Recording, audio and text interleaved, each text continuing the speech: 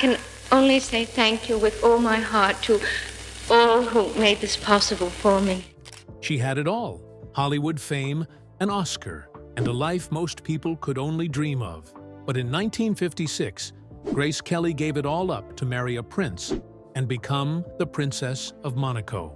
It seemed like the perfect fairy tale, but behind the palace gates, things were far from perfect. She missed her home in America, struggled under the weight of royal expectations, and faced secrets that no one dared to speak of. Why would someone at the height of success walk away? What was the real cost of her royal crown? Grace Kelly's story isn't what it seems. Grace Kelly was born on November 12, 1929, at Hahnemann University Hospital in Philadelphia. Her father, John B. Kelly Sr., was no ordinary man. He built a brickwork empire, won 3 Olympic gold medals in rowing, and came close to becoming Philadelphia's mayor in 1935. Grace's family lived in a grand house at 3901 Henry Avenue in East Falls, a symbol of their success. Her mother, Margaret Major, was also remarkable. She became the first female athletics coach at the University of Pennsylvania and had roots in German nobility, including ties to the Stauffenberg family. Grace's path to fame started early and almost by accident. When she was just 12, she joined her mother and sisters in charity fashion shows. By the time she was 18, she had signed with the Walter Thornton Model Agency, taking her first steps toward the spotlight. Her father didn't approve of her dreams, calling acting a job that was just one step above being a streetwalker. But Grace didn't let that stop her. Her high school yearbook had already predicted her future, calling her a famous star of stage and screen. After failing to get into Bennington College because of poor math scores, she turned to the American Academy of Dramatic Arts. To pay her way, she worked as a model, appearing on magazine covers like Cosmopolitan and Red Book, and even advertised Old Gold cigarettes. Hollywood came calling soon after. At 22, Grace was discovered by screen legend Gary Cooper while filming her first movie, 14 Hours, 1951. Cooper was so impressed by her that he helped her land a role in his film High Noon, 1952. Not everyone believed in her at first. One theater director even said her voice wasn't strong enough for stage acting, but this only pushed her to focus on movies. Over the next 5 years, she achieved what most actors could only dream of, starring in 11 films and appearing in over 60 television productions. The biggest moment in Grace's acting career came with The Country Girl, 1954. She played the wife of an alcoholic actor, a role that earned her an Academy Award for Best Actress. When she accepted her Oscar on March 30, 1955, her speech was short and sweet. The thrill of this moment keeps me from saying what I really feel. I can only say thank you with all my heart to all who made this possible for me. The movie was a huge success, making over $6.5 million in rentals in the US and Canada. In the spring of 1955, Grace Kelly's life took a turn that felt straight out of a fairy tale. It all started aboard the luxurious Le Train Bleu, a train carrying Hollywood's finest from Paris to the Cannes Film Festival. Among the passengers was Grace, still glowing from her recent Oscar win for The Country Girl. Also on the train were actress Olivia de Havilland and her husband, Pierre Galante, an editor at Paris Match. During dinner, Galante came up with a bold idea. He would arrange a meeting between Grace and Prince Rainier III of Monaco. Olivia quickly tracked Grace down between train carriages to pitch the idea. Grace, ever poised and professional, agreed, but only if her studio, MGM, gave its approval. The next day, Grace's day began with one problem after another.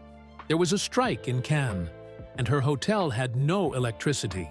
Grace had just washed her hair, but without power, she couldn't dry it or style it properly. She picked the only dress that wasn't wrinkled, a floral print, and added fresh flowers to her damp hair. With no working elevators, She had to walk down several flights of stairs in her heels. Despite everything, she stayed calm and looked as elegant as ever.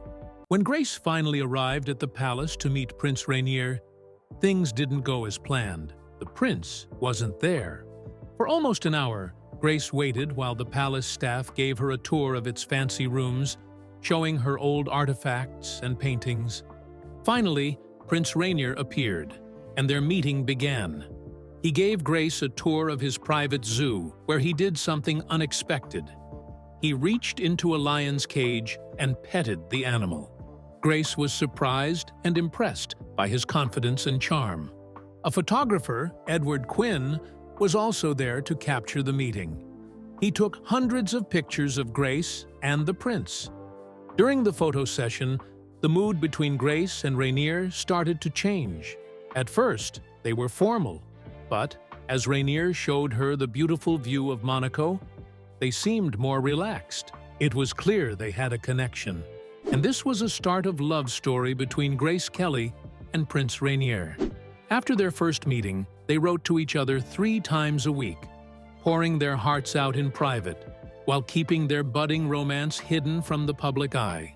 Despite Grace's global fame, their relationship remained a well-guarded secret, helped along by a bit of fate. When mutual friends of Grace's family requested tickets to a Monaco gala, a clever priest named Father Tucker saw it as the perfect chance to connect the prince and the actress further. Their secret meetings, first in Paris and then in New York, became more frequent. By November 1955, they had met 7 times in total, always under the radar. Grace often traveled under fake names, and Rainier went so far as to wear dark glasses and a mustache to avoid being recognized. The world got its first real hint of their romance during Christmas in 1955. Rainier arrived in Philadelphia on December 14th, under the pretense of a medical checkup. But his real reason was much more romantic.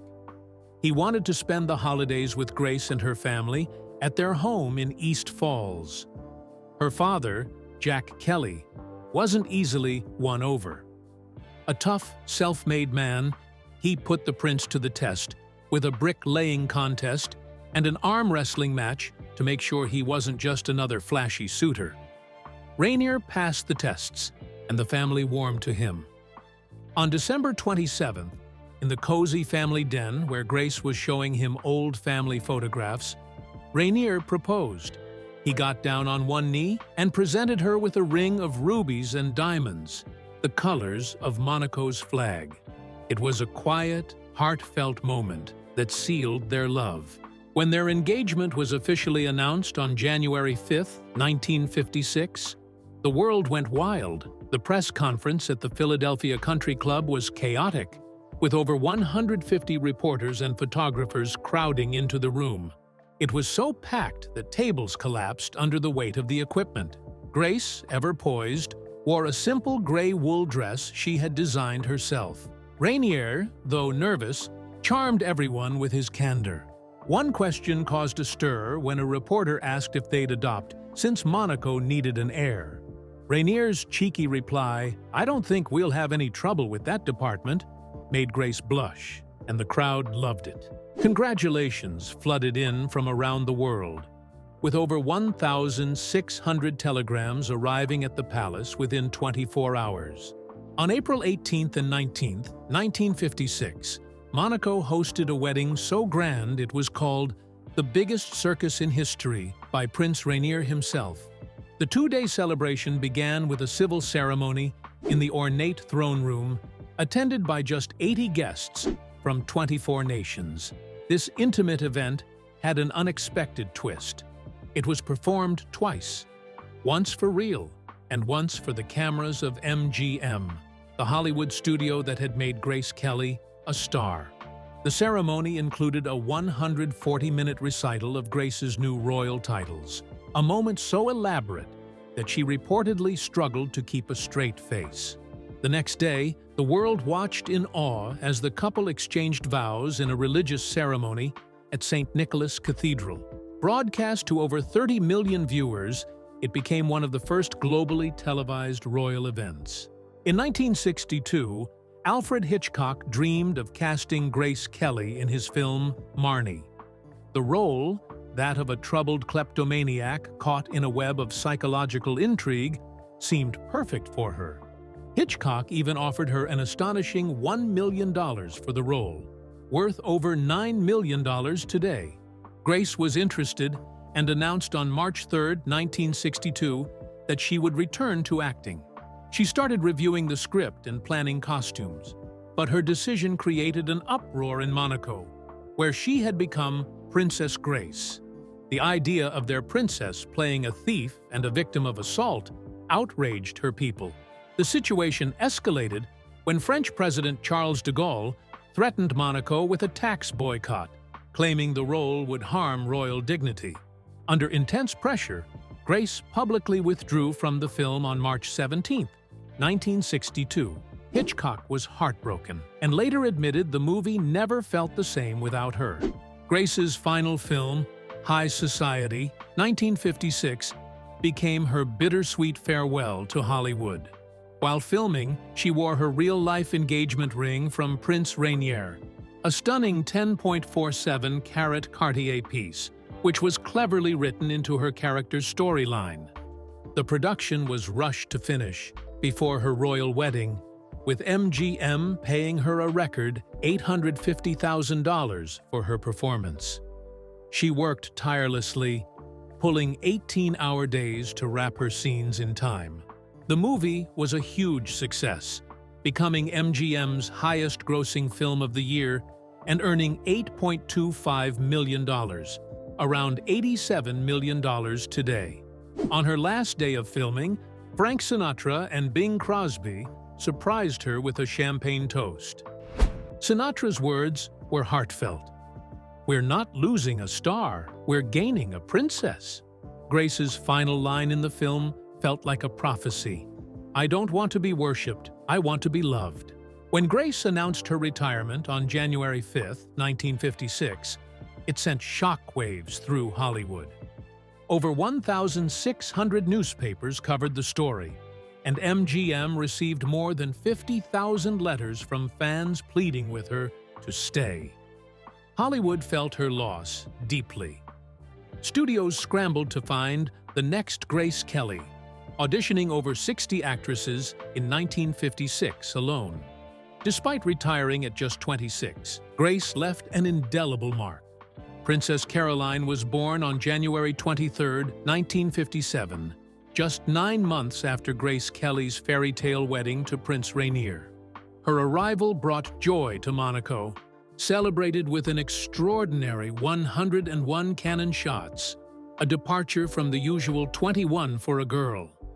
The people of Monaco rejoiced, and Grace's journey into motherhood began in a way that defied royal expectations. Grace chose to breastfeed Caroline for 2 months, breaking with tradition. She insisted on being a hands-on mother, making sandwiches for Caroline and her friends, changing diapers, and personally managing daily care. This approach surprised and sometimes unsettled palace staff, who weren't used to such involvement from royalty. Grace even refused to let nannies take over nighttime duties, firmly declaring, "I didn't become a mother to give my children to someone else." A year later, on March 14, 1958, Prince Albert was born. His arrival was not only a personal joy, but a critical moment for Monaco. As the male heir, Albert secured the Grimaldi succession, a matter of great importance because, without a male heir, the principality could revert to French control under their treaty. His birth was celebrated with a 21-gun salute, and Prince Rainier declared a 2-day holiday.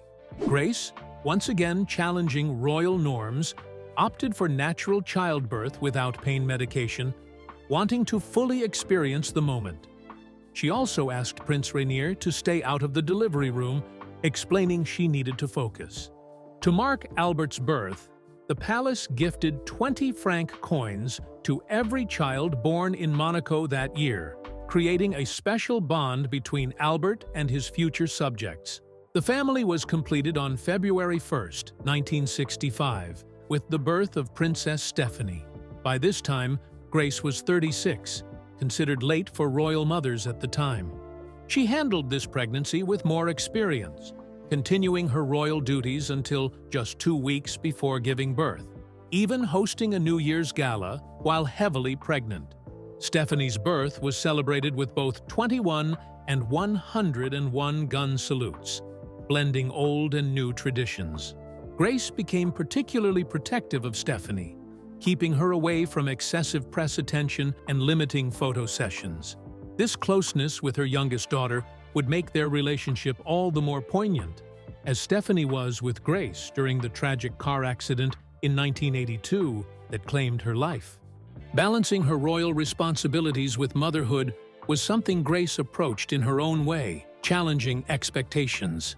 She prioritized her children's needs, often rearranging official events to fit around their schedules. Sometimes, she even brought them to public functions, refusing to leave them entirely in the care of staff. In a 1971 interview with Life magazine, she caused a stir by stating that mothers shouldn't share child-rearing duties, even with fathers, saying, "It's against nature." Her daily routine reflected this dedication: breakfast with the children at 8:30 a.m., official work during their school hours, and family time in the late afternoon and evening. She also enforced a strict rule against photographers at home, carefully managing the family's public image while protecting their privacy. Meanwhile, she was carefully managing her royal duties. When Grace Kelly married Prince Rainier in 1956, Monaco was struggling.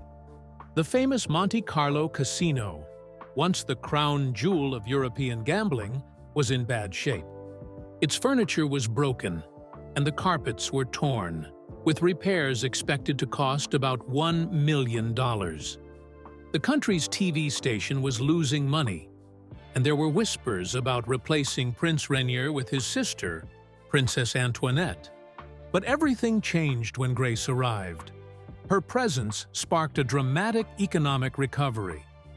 By the early 1960s, Monaco had enough money in its treasury to cover an entire year of government expenses, including the royal family's $321,000 annual allowance. Monaco became a tax haven, eliminating taxes on income, corporations, and inheritances. This drew wealthy people and businesses, growing Monaco's population to 26,000, though fewer than 3,000 residents had the prized Monegasque citizenship. Grace didn't just help Monaco financially, she also brought it back to life culturally. She took personal steps to save the country's historic charm, making sure the beautiful Belle Époque buildings, like the Hermitage Hotel, were preserved instead of being torn down. She started an annual ballet festival that brought some of the best dancers in the world to Monaco, restoring the Monte Carlo Ballet's fame. As president of the Monaco Red Cross starting in 1958, Grace turned it into one of the most generous charities in the world. Her Hollywood background also played a key role, attracting artists and performers and blending European sophistication with American glamour, which gave Monaco a unique cultural edge.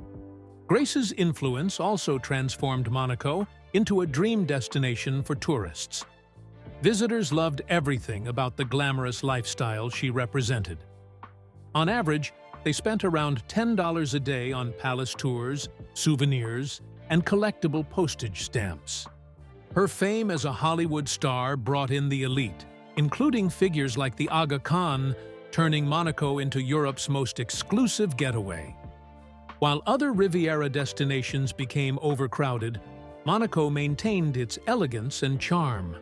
Contrary to popular belief, neither Grace nor Rainier had control over the casino. It was managed by a company led by Aristotle Onassis, who owned a significant 35% stake. Grace's shift from Hollywood star to princess put Monaco on the world stage. Despite being a tiny country, smaller than Central Park in New York, Monaco began receiving media attention similar to that of much larger European nations. Grace brought intelligence, charm, and grace to her role, creating what was famously called the beautiful myth of Monaco. She stayed true to Monaco's unique character and didn't try to change it into something more American, as some had feared. Her meetings with global leaders, including the Pope, generated positive publicity worldwide. Grace stayed out of controversial topics and ignored false rumors, like claims that she wanted to oppose gambling. Under her influence, Monaco became known for being safe, prosperous, and peaceful, with almost no crime and an empty jail. In 1958, Grace Kelly became president of Monaco's Red Cross, taking over from Prince Rainier. She transformed the organization, turning it from a small local charity into one of the most active branches of the International Federation of Red Cross Societies. Grace wasn't just a figurehead, she got involved personally. On National Day and Christmas, she handed out care packages herself, spending hours talking to the people who received them. She even broke royal tradition by making surprise visits to the hospital maternity ward, sitting with new mothers and their babies. Her efforts paid off. By 1962, she had raised the annual fundraising total from 100,000 to over 1 million francs. She had a clever approach, combining her Hollywood connections with charity work. Stars like Frank Sinatra, Cary Grant, and Gregory Peck came to her glamorous events, which became famous for raising huge amounts for good causes. In 1963, after seeing the terrible conditions faced by children in Vietnam, Grace started Aide Mondiale. This foundation focused on protecting children's rights and improving their lives. It became the first Monaco-based NGO to receive special recognition from both UNICEF and UNESCO. In 1964, Grace created the Princess Grace Foundation. At first, it supported local artists and dancers in Monaco, but Grace had bigger plans. She personally interviewed people applying for grants, surprising everyone with how deeply involved she was. By 1970, the foundation had helped more than 400 artists and craftspeople. Grace also cared deeply about supporting Monaco's artisans. In 1966, she launched Les Boutiques du Rocher, a program to promote traditional crafts.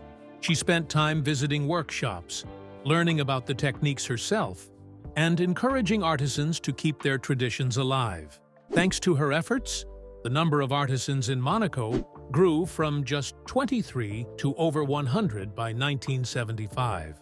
After moving to Monaco in 1956, Grace Kelly found herself struggling with deep homesickness, though she rarely spoke about it openly. She revealed in a candid interview with Pierre Salinger shortly before her death that staying connected with her family back in America was incredibly hard. At that time, phone calls took hours to arrange, and letters took weeks to arrive by boat. Her sister Lizanne tried to bridge the distance with frequent letters and visits, but it was never quite enough. Grace deeply missed the simple pleasures of her life in Philadelphia, especially walking along the creek in Fairmount Park, which she called her greatest treat. To ease her homesickness, she brought American traditions to Monaco. She hosted annual American Week celebrations with baseball games and ice cream socials, and continued Thanksgiving traditions at the palace. On particularly difficult days, she would retreat to her private quarters to watch old Hollywood movies, sometimes even starring herself. Grace's transition from Hollywood star to royal princess came with intense public scrutiny. Within her first year of marriage, she faced criticism for everything from her American accent when speaking French to her modern ideas about royal protocol.